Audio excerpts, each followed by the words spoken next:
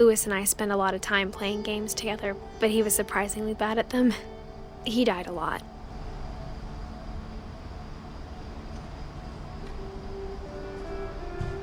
He was so proud of being Indian. I think for him, it was a way to be something other than just a Finch.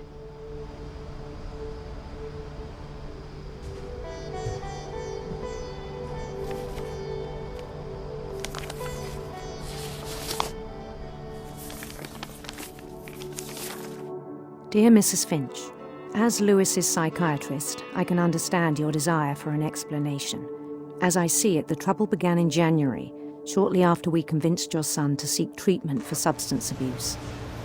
Newly sober, I believe Lewis first noticed the monotony of his daily life.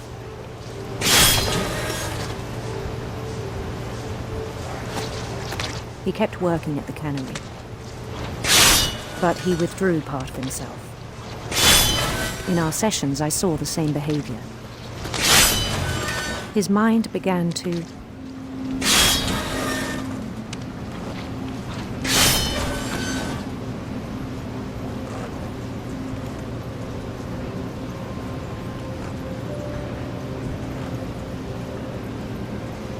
wander. I asked him to describe it. He said he started small, imagining a labyrinth. He'd feel his way about. Then something moved. Bats and toads.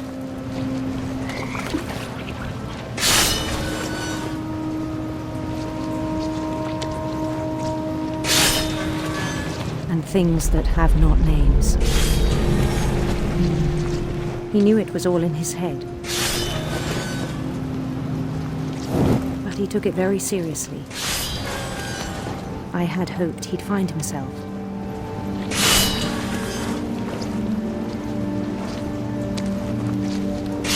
But he found something more. I worried about him then. Daydreaming at the cannery. I spoke with his boss. But he said Lewis had become a model employee. Methodical, tireless, focused. Like a whole new Lewis. So I let him go on.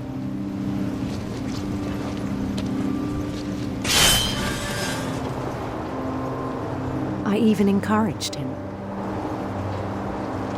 It seemed very promising at first. He told me he'd made a new friend.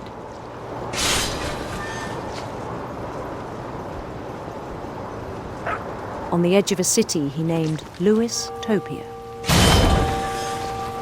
He built the city up slowly, brick by brick. Then he made musicians.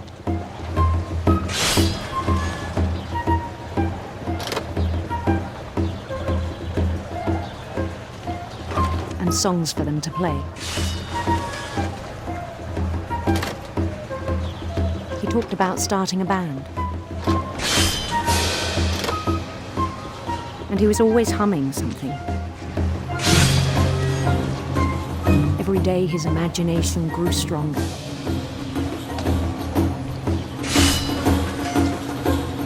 He no longer spoke at the cannery.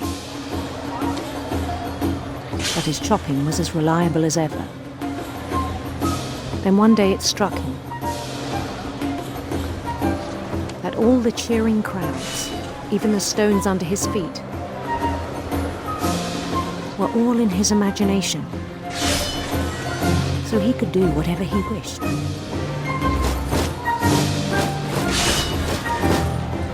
He held an election for mayor. And he won.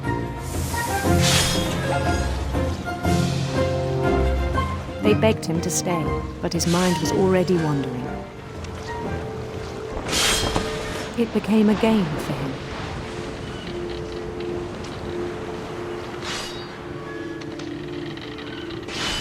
He'd conquer a city, then immediately push on. New Louisville.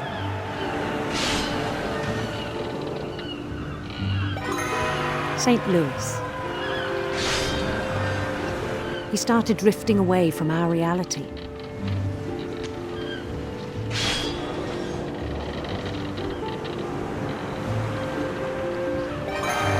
Minneapolis, until one day he forgot to go home from the cannery. Even as his mother pleaded with him, part of Louis kept sailing on.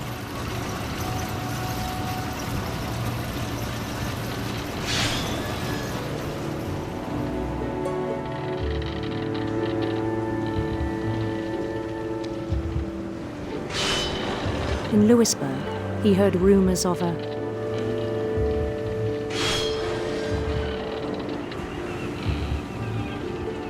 handsome queen.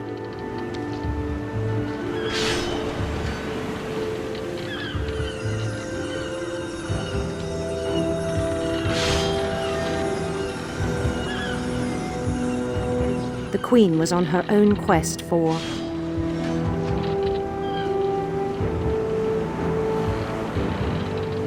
sinister serpents.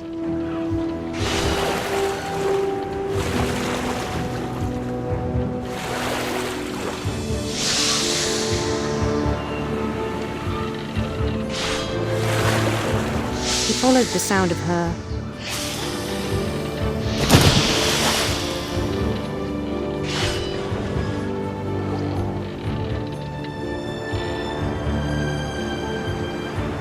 silver harp.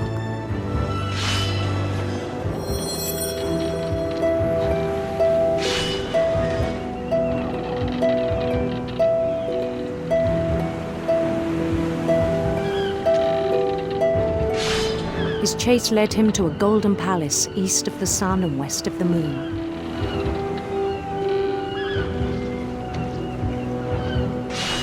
Even then, his logic remained sound.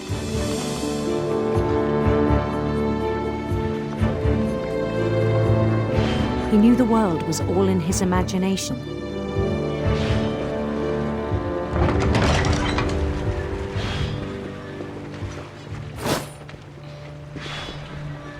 But he was so proud of having created it.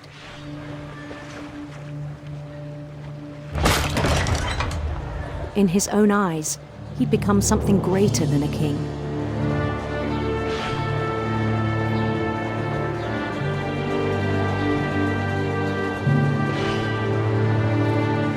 For someone who'd never known success in the real world, I think it was overwhelming. And then it struck him that the real Louis was not the one chopping salmon, but the one climbing the steps of a golden palace.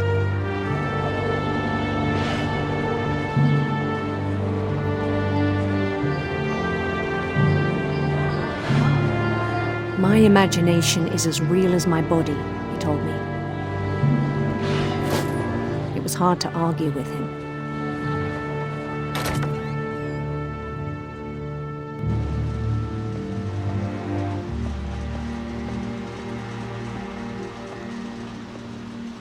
He began to forget the world we know.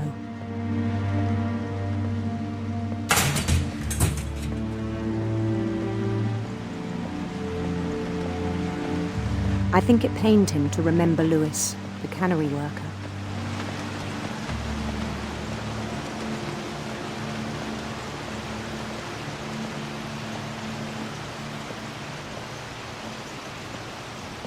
He began to despise the man with a royal contempt.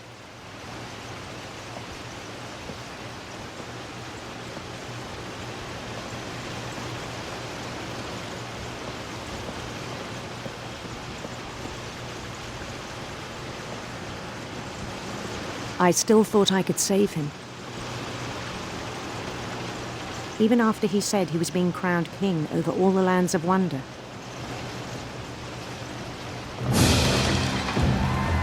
The palace would be packed with his companions.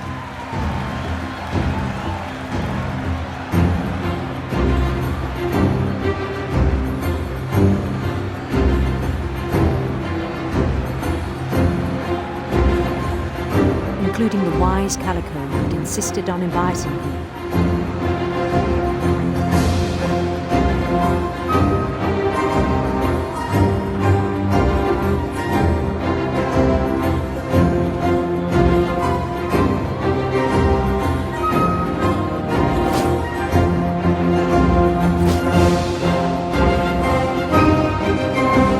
His queen waited, holding his crown.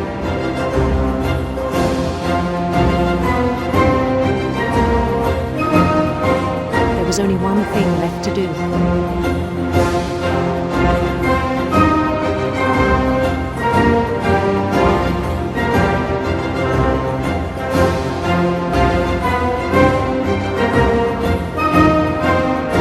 Bend down his head.